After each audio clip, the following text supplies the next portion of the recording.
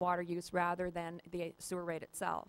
And Bobby, Mhm. I know that you only spoke, I think, with Ed last week, but you have plenty of time.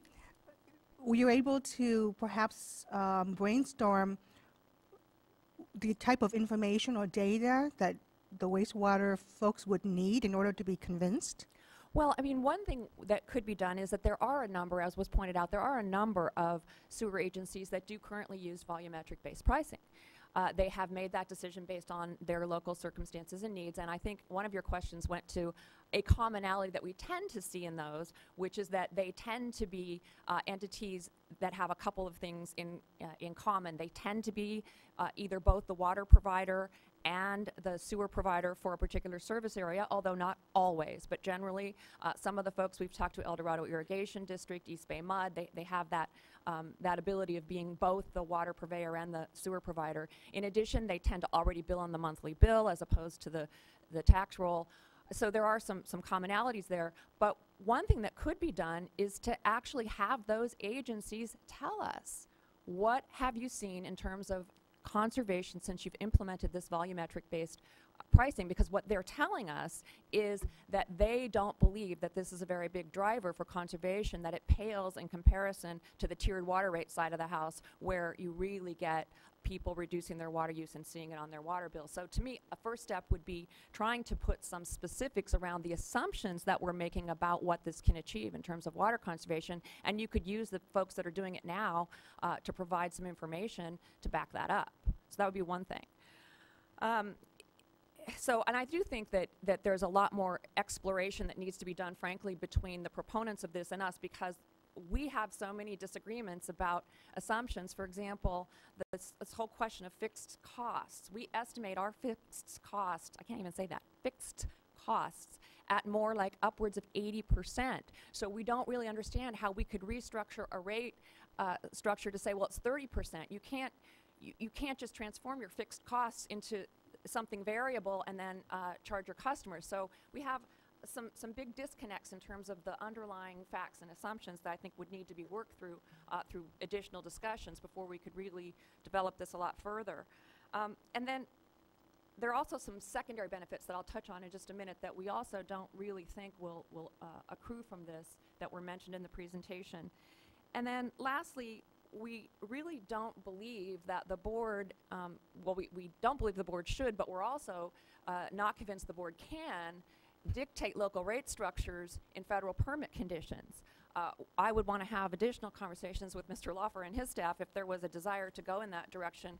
These have been committed to local discretion in California for a long time, forever maybe, and so we just don't, we think that's an area you should tread very cautiously in terms of actually directing local governments as to how to set their rates, which is a matter of local concern under the Constitution.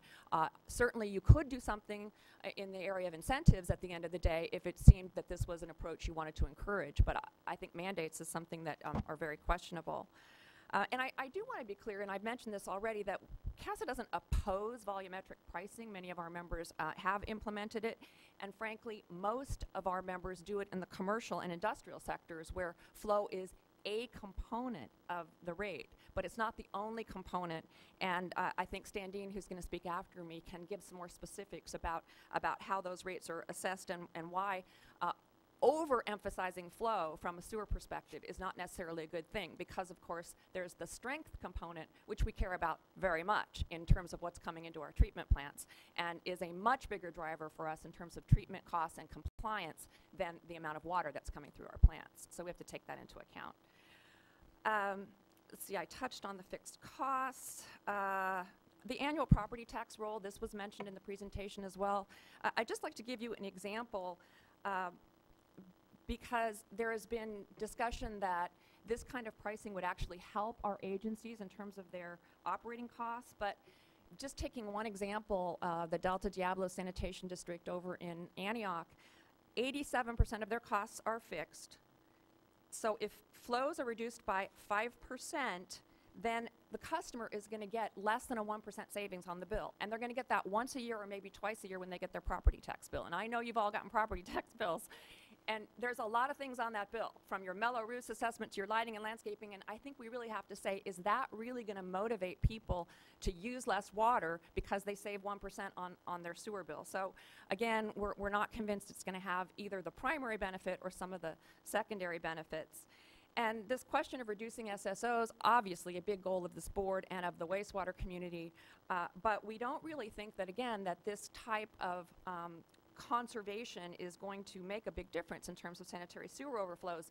Most of our sewer pipes don't have a lot of sewage in them most of the time. That's the stuff that comes from our customers and that we take the treatment plant and treat.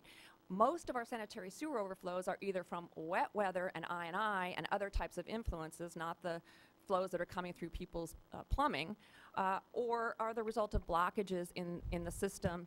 And so again, it's not really that there's too much sewage in the pipes causing these sanitary sewer overflows. So again, we don't really think that will be a benefit of this.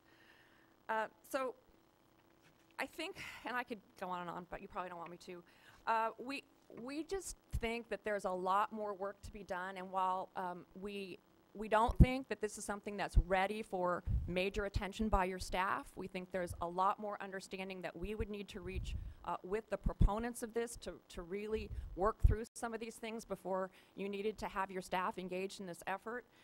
I do want to be really clear that we are happy to and willing to engage in these kinds of conversations, but I just want to be really clear that we would not be engaging in these discussions in order to develop an implementation strategy to get to a volumetric pricing mandate.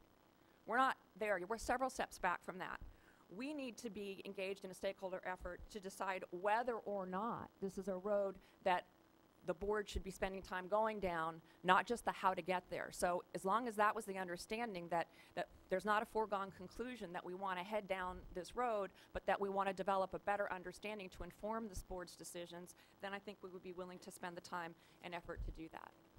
Bobby, speaking only for myself here, of course, but if we're able to come up with something that brings a process like this along through financial incentives where people say, this just makes sense to do it, I'm a lot more comfortable in agreeing with you than having some mandate where it's forced upon people. Certainly in this day and age, there's less tolerance for that all the time. And so, you know, through your conversations with the parties here, you know, if we can find that, I do take exception to the one example that was given of doing something with the state revolving fund. Everybody wants to do something with the state revolving fund, and I want them to keep their hands off of it because there's a reason the middle word is revolving.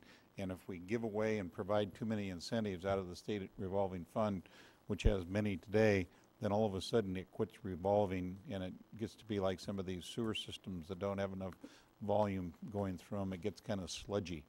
So that's important to me. If I could, Mr. Chairman, just to follow up on that point, one of the things you noticed is that there are these urban water conservation measures that folks sign on to, and there's the requirement under SB 7X that water agencies conserve, but they are allowed to select the measures that they use to conserve. And so they're not mandated to implement any specific measures. So this would be very different from that. If the board were to go down this road, it would be a mandate. It seems to us it should be among the suite of options available. And one of the things that we discussed with NRDC on our call was that this is relatively inexpensive water conservation. I think about $100 an acre foot was the figure that was quoted to us. Well, if that's the case, it would certainly seem that water agencies and wastewater agencies can get together and negotiate these things in a way that's beneficial from the overall water conservation goal. I have one more question, Bobby, and then I'll turn it over to my colleagues. When you were in school, is it true that you were voted most likely to be involved with POTWs when you grew up? No one saw it coming, even I didn't. I was voted best actress. But she's so passionate about POTWs and wastewater. Fred, any question? I appreciate a lot of the comments that you've made about the challenges, particularly for those who don't already do it. But I also look at how many already do it, and I do acknowledge that they that it's because largely it's because they've got the two systems together. But presumably, they chose that route because it had benefit to somebody. I assume to themselves as well as to their customers. And so while it is a bigger hurdle when you have the two systems set up separately, and there's often, it's not so much that they're not doing it because it's so inexpensive to do, and therefore they would do it.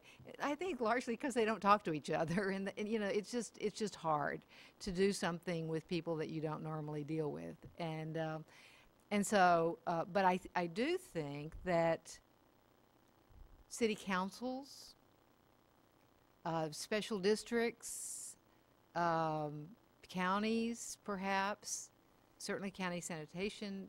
Well, maybe not county sanitation, but county, where the cities or the counties have the overall cost of a system.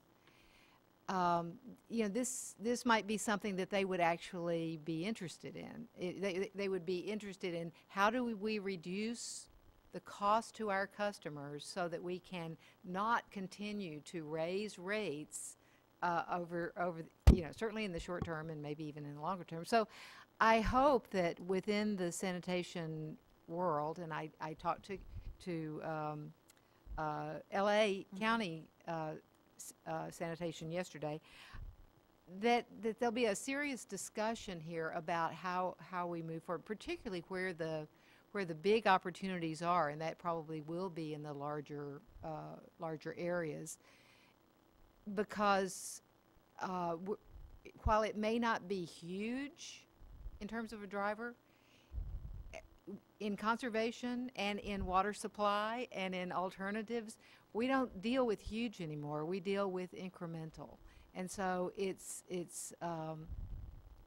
but it has to be cost effective. It has to be something that is attractive to cause folks to overcome their natural silo work to get together. So I don't want to minimize the challenge. I totally get it, but I do think that we're in a new age, and we're looking for ways to reduce supply, and we're looking for ways to cut costs to customers, and this looks like a possibility. And I have 3 quick responses to that, because I think you made some really good points. The first is to agree that one of the things that would be very valuable to this effort, and that we were discussing earlier, is really getting a handle from the folks who are already doing this, why they did it, what results they're seeing, so get those case studies and kind of develop some data around that, because I think that would be very informative, and I think apparently there's a start on that, but I would say there's more work to be done there. So I agree with you. Let's find out. People did this for a reason. Why did they do it? What are they seeing in terms of results? Because, of course, people do things assuming certain things are going to happen, like that there's going to be a $7 billion budget deficit, and then things don't work out that way. And so, they may have done it, but has it achieved the results that they thought it would? I think we need to know that. So that's the first response. The second is using LA County sanitation districts as an example, going toward the practicalities of this. Let's say that once you have determined that this is in fact a way that is a good direction to go in. They do have 105 water purveyors within the area that they serve. They have 72 cities that have their own collection rates that then feed into the overall rate. So I think it's important not to minimize the complexity of doing this. And my own reaction to the let's send everybody 2 bills, one which tells them their real rate and one which tells them the one that they would be, I think that has the potential to be very confusing in this world of Prop 218 rate rollbacks, and I would just be, very cautious about oversimplifying. Nothing is ever as simple as we think it would be. And so, yes, we have software, and yes, we can make things work, but I don't think any of us should think that this is something that simply because people agree it's a good idea and we should go forth, it's going to happen overnight. And then the last thing is I do want to be somewhat cautious about this idea that people's bills will not go up.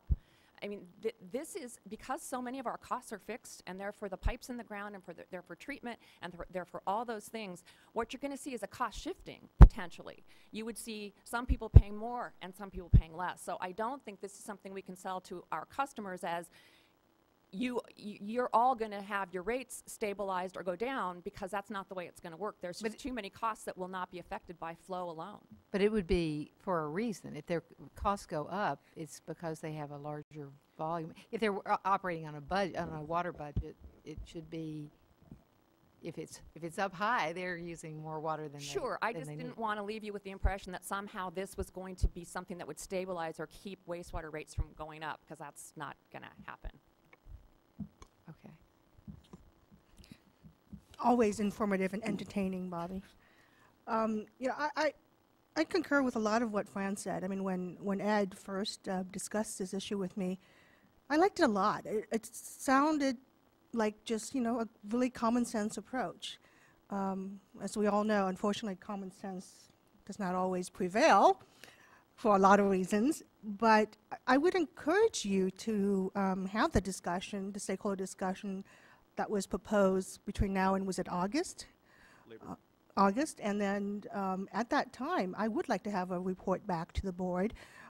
And I think the suggestions you've had, Bobby, in terms of looking at the areas where this has been done and doing a really detailed analysis of what was successful, what worked, what didn't.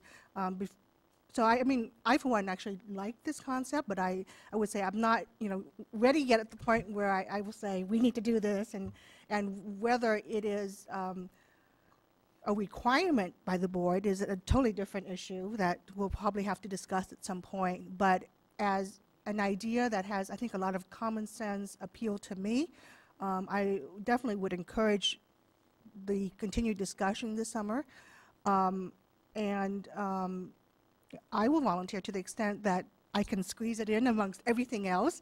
I would love to attend some of the meetings just for an educational perspective as you dig further into this issue and perhaps conduct the study that you proposed, Bobby. I think it will be very informative into making that next decision of if this is indeed a worthwhile idea and has promise of showing some real results, what is the best way to move forward on it? At this point, I'm not convinced that a policy by the board mandating such a thing would be the best way.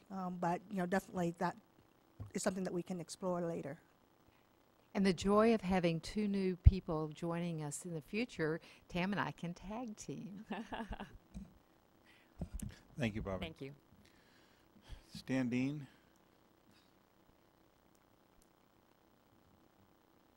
Stan Dean, District Engineer for Sacramento Regional County Sanitation District. The man's going to raise my rates. And we're going to talk about your rates. I'm going to try to embellish a little bit on raise your own some of rates. the topics that Bobby brought up. As you can imagine, we have been doing a tremendous amount of time studying our rate and fees and know them inside and out at this point. And so we're looking at what our costs are going to be like in the year 2020. So that's sort of our benchmark of where we're looking at in the future. And so we take our costs and put them into different buckets. And we're going to be putting them into 5 different buckets. And here are the buckets and the percentage that goes in each one. Flow, 13%. BOD, 13%. Suspended solids, 10%. Nitrogen and nutrients, 26%. And pathogens, 38%. So that's where our true costs in our system lie. Flow is only 13% of our total true costs. So if you take your wastewater bill of $22 today for regional sand, that's not your local component, and you adjust that, that means that if you took all the water out and handed us just the solids, dried, no water in it, it would still cost us 19 of those $22 to process it. There's very little room to play with flow in terms of the elasticity because that's not where our costs are based. We also have to deal with Proposition 218. And Proposition 218 is very, very clear that we have to charge our customers based on the true cost of the service. So those buckets that I told you about are absolutely essential foundation for our Prop 218 analysis. So Prop 218 it does have an ability. We have to notify the public, and there's a protest process with it, and we have to justify it. Prop 218 does not allow us room to deviate from that nexus. It does not allow us to implement other societal values just because we want to. You got to tie it back to where the money is in the buckets. If we were to try to go to something like this and deviate from the costs in those buckets, we would be making major shifts between different users, industrial, commercial, and residential users throughout our region. It would be very, very much of a tumultuous experience to try to put that through. As far as the ease of implementing it, we have 4 different billing agencies that we get our money from. And within our area, there are over 20 different water purveyors. And none of the boundaries, well, actually maybe one of the boundaries lines up between a water purveyor and a billing entity. So the combinations out there for how data has to go from one place to the next would be an absolute nightmare. Another thing that I wanted to point out, and I don't think Bobby quite got to it, but she intended to, was that the costs of expanding facilities tied to flow. We've actually seen in the last decade our flows go down at our wastewater plant. So we're rated at 181 MGD. We don't see exceeding that 181 MGD for 20 years or more. So there's a claim here that saving flow will save us capital costs. That's just flat out wrong. We're not going to be expanding our plant for flow for an extremely long time. It's all the other drivers that are going to be shaping our future costs. So I think we've talked about it enough, but I'm happy to answer any questions. They're both quiet, so that might be good. Thank Okay. you, Stan. Okay. Mr. Merkley left me a card that said if needed, and he left, so I guess he didn't feel that he was going to be needed. Is that correct, Janine? He did. Huh. Well, Ed, looks like there's a little bit of work left to do on this. We have our work laid out in front of us, yes, and I really appreciate the interest of board members and the time you spent exploring this and thinking about it. We'll be glad to have, whether you want to characterize it as a monitor or a sponge, either way, we'd be glad to have participation from whatever level of staff or board members in these discussions.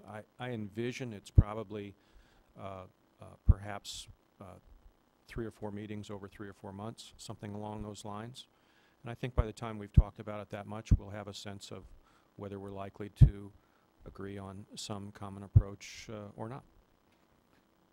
I'm curious, though, from what you just said, are you open at all to Ms. Larson's suggestion of not jumping in just yet with defining what a policy or an approach would be, but looking at where volumetric pricing has been put in place and doing some analysis of the situation first before jumping into and discussing various approaches? We actually have 6 case studies that we've developed. We haven't talked to all of them about releasing the information. Now we'll go back and do that. So that's a point of departure. As I said, many of the agencies that have had this, that are operating with this policy now, have had it in place so long that you're not going to get a before and after commentary from some of these cities that have been doing it for 50 years or more. There's just nobody around. Even San Diego, I think, did it in the early to mid-'80s. I don't know that we can find anybody in San Diego If that's the case, City. then how can you make the argument without data that this volumetric approach actually has the benefits that you're suggesting? That's why we hired Tom to provide us with the estimate based upon the rather substantial technical literature on price elasticity of demand.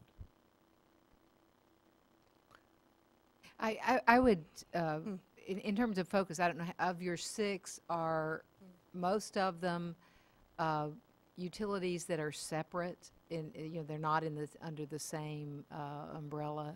I think 5 of them are would be thought of as under the same umbrella, and one of them, I think, involved the consolidation of information across 3 districts. One of the common threads in this group was the fact that their rates were going up, and the equity considerations were looming larger as these service providers were going to their communities with substantially greater costs that they were going to have to recover through their rates. I think that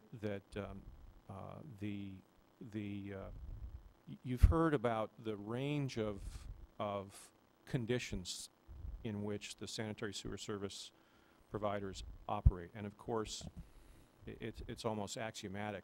No 2 districts are going to be exactly the same.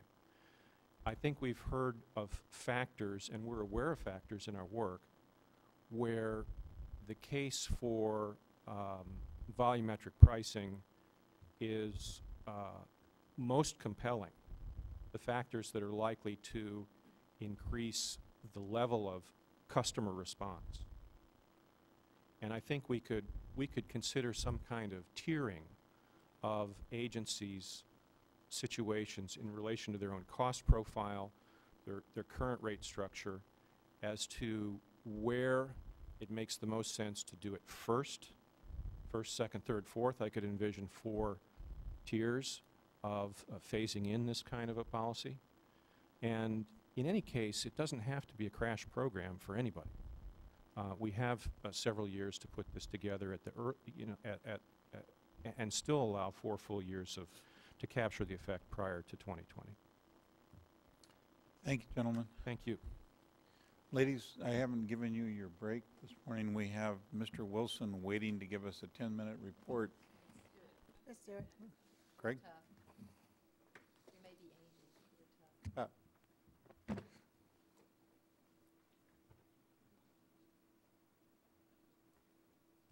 Yes, one of the nice things when we have our full complement of board members is I would no longer need to ask Charlie to use the restroom, permission to use the restroom. I hope there's more benefits to that that come out of this, but we'll see. Did you want Tom to introduce me?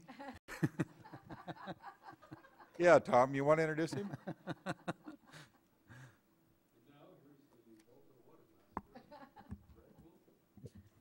Thank you. Good morning, board members.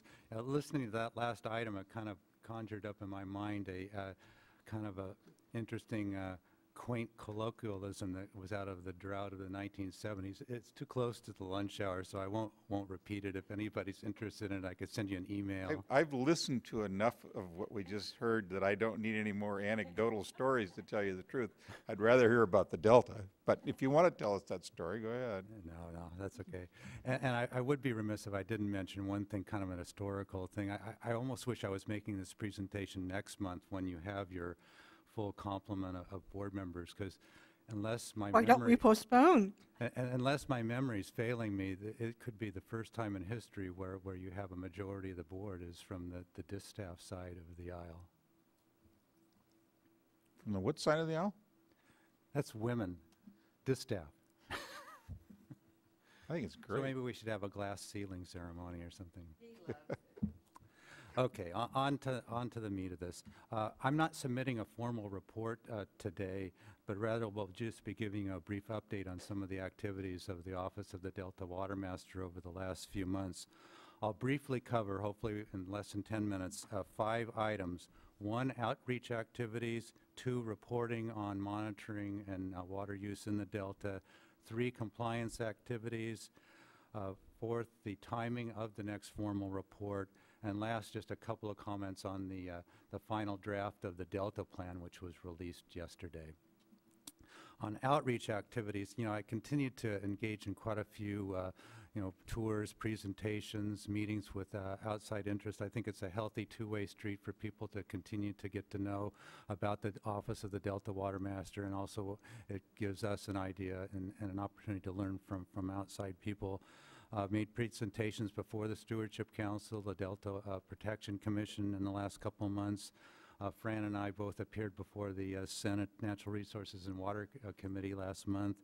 I've made presentations before the Sacramento County Bar, UC Davis, hosted some representatives from the University of New South Wales out of Australia, and also talked to the Delta Vision Foundation people who are coming out with a report card. And next month, hopefully, I could raise our grade by half a level. I don't know.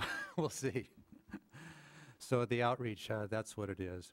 Now, in reporting of monitoring of water use in the Delta, we're continuing to plug away in data entry of the 2,000 plus statements of water diversion and use that came in on Delta water users in 2010. We've probably got about 2/3 of those diversions into our database now. The diversion points are plotted, basic information's in there, and we'll continue to finish that job. But also engaging in an effort to look at the permittees and licensees in the Delta who are required to file progress and annual reports. And there's been some issues with the compliance rate. It's been pretty good, but we recently sent a letter out to try to encourage reports to come in, follow that up with contacts. And we've already raised the compliance rate from 80% to almost 95%. For the reports that were due in 2010, and also reminded them about their obligation for this year. So the remaining outliers, we will obviously consider some type of compliance action. And that kind of leads me into the enforcement and compliance aspect of the job. I did issue an ACL complaint for a failure to file a statement for water diversion and use. The person initially invoked his right to have a hearing on just this paperwork violation, but finally we were able to negotiate another settlement decision. So we're 2 for 2 on the ACL complaints eventually being resolved without having to go to a hearing and having a settlement decision. Been working a lot with the Division of Water Rights and the Office of Enforcement on coordinating enforcement activities, trying to make sure that we act in a complementary fashion, not duplicative, not inconsistent. One of the things that my office is going to get more fully engaged in is the issue of the Term 91, a program that curtails diversions of certain water right holders when the major projects are releasing stored water for their customers and for environmental purposes. We're going to try to reinvigorate that program, actually get out in the field to check if people are in fact curtailing discharges, following up on people that don't file their required certifications of compliance. Continuing to try to go out and meet with districts in the Delta, getting more bang for the buck than just dealing with individual diverters. And also trying to begin a little bit of focus on an issue dealing with the projects itself. As you know, the legal authority of the Delta Water Master regarding enforcement relates to diversions within the legal Delta, but also extends to license and permit conditions of others in the Delta watershed to the extent those conditions affect the Delta. And then specifically, I'm talking about the major water projects, the Central Valley Project and the Department of Water Resources State Water Projects. And so we're beginning to look at some of the compliance issues there, some of the water quality objectives relating to salinity in the Delta, pulse flow objectives, and just seeing where we are on those. In that regard, I did go out to the Joint Operations Center and met with the operator people, and I'm going out on a site visit to the monitoring stations and some of the barrier projects in the southern Delta that deal with the salinity issues. Turning to formal reports, I think the last time I was before you, I mentioned that I was going to do a report on the stored water bypass issue, Term 91, its possible expansion or more vigorous implementation. And I'm going to delay that for at least a couple months because we're going to look at what we do this year with Term 91 and going out in the field and looking at everything. So it'll be a combination of looking at how the existing programs working for the 120 or so appropriators that are subject to Term 91 and how that's working, and also looking at the idea of whether that possibly should be expanded to other people. Craig, when you do that, I think it would be helpful to all of us if you know, I've heard the analogy that there's 4, maybe 5 people in the state that could fully articulate Term 91, and I'm sure that the crowd isn't much bigger than that. So I think it would be helpful when you do this report if you do an objective comparison between the system that we have Term 91 in now, and I would assume you're going to be looking at the San Joaquin River drainage, and what would be uniquely different between the two systems, where it might work in one and it might not possibly work in another, or it might require a hybrid in another. It would be interesting to see whether the template for one would necessarily overlay with the other, and if not, objectively, why it wouldn't and what it might take to have a mechanism that could achieve the same intent. No, that's an excellent point, and I've talked with Tom Howard about that issue, and we will address it, because I don't think it is a one-size-fits-all situation, and I think we do have the ability to, to treat it differently in different areas and in different watersheds. And also the issue of ground, so we're going to groundwater pumping. If you're not going to be able to take surface water, is there a natural shift to groundwater, and how is that taken into account? Again, particularly if we're going to expand the Term 91 approach. Yeah, that's another good point, and that relates to the issue of making sure we do a good job following up on the people that file these certifications of compliance, because that's where they provide information that they either curtail the discharge entirely, or they are buying water from somebody, or in your example, switching over to groundwater. So hopefully, if we do a better job in getting those certifications in, we can analyze them and see what those impacts are, and how much the shift to groundwater is really taking place, and what the impacts might be. And so the last point I wanted to bring up, I didn't get a chance to look at it in detail, but the final staff draft of the Delta plan did come out yesterday, and there were 2 or 3 recommendations that did bear upon the activities of the Delta Water Master, and I'm going to take a look at those and work with other staff and bring into your attention things that we might want to comment on, or either pro or con. So that's about it, unless you have any questions. No, thank you, Craig. I appreciate the report. Mr. Howard, we're all in possession of a rather lengthy executive director's report. Would you like to make any comments on it, or? Only comment I have is something that's not actually in the executive director's report. It looked like everything probably was in should there to be, me. but I noticed that it isn't, so I thought I'd mention it.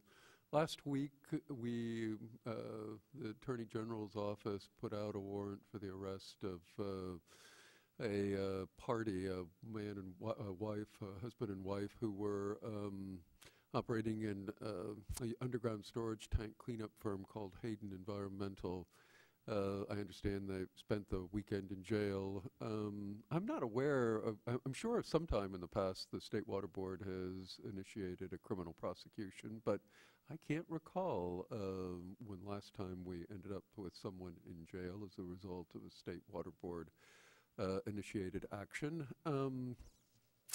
I've been meeting with Chris Kerrigan, the head of Office of Enforcement. The program that we established to look at underground storage tank fraud was initiated about 2 years ago, I think, with Dorothy Rice as the executive director at the time. But it was meant to be about a 2-year pilot study.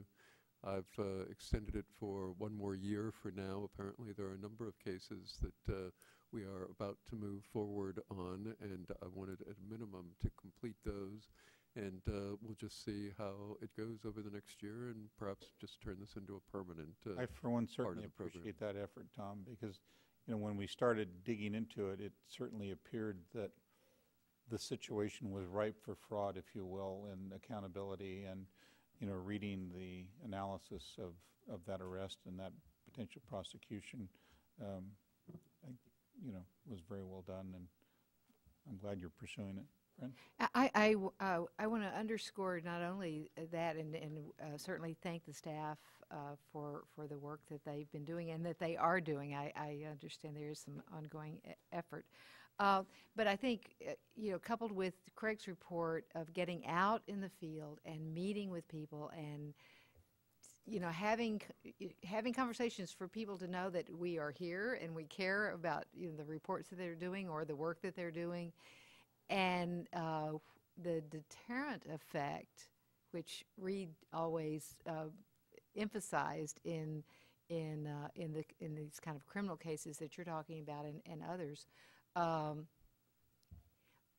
But the more we can get out and talk with people about, and see what people are actually doing on our permits, whether it be water rights or water quality, the payoff, I think, is huge in terms of people taking it more seriously and doing a better job. And so I want to compliment Craig, but I want to, I know this is something you care about a lot. And so I just want to make sure that stays high on the radar, because I think the more we're out with people, the better off we're going to be. And Fran, you remind me, Craig, number one, I'm glad that when you make your tours to the Delta, you come back. Because there was a time there we weren't sure how that was going to all work out. And to Fran's comment about dealing with people, like I said, I'm very pleased with the action we've taken with the Underground Tank Fund. A contrary tack that I think was very effective was your letter to the Bureau and DWR on violations. I mean, you have the authority to tell them that, the hammer's headed towards their head, and, we don't like this and we don't like that. But I thought the attitude that was, conveyed in your letter was very professional, and I think in that instance probably more productive than if we had sent Reed and the guys carrying guns over there to tell them what to do. So it's kind of a some and some, approach with the same end. And I neglected to mention to you that I felt the correspondence you had was very professional, and at least to my way of thinking, probably a good way to go about it. And God help them if they don't respond. With that, thank you all. Am I supposed to say officially that we're adjourned? We're officially adjourned.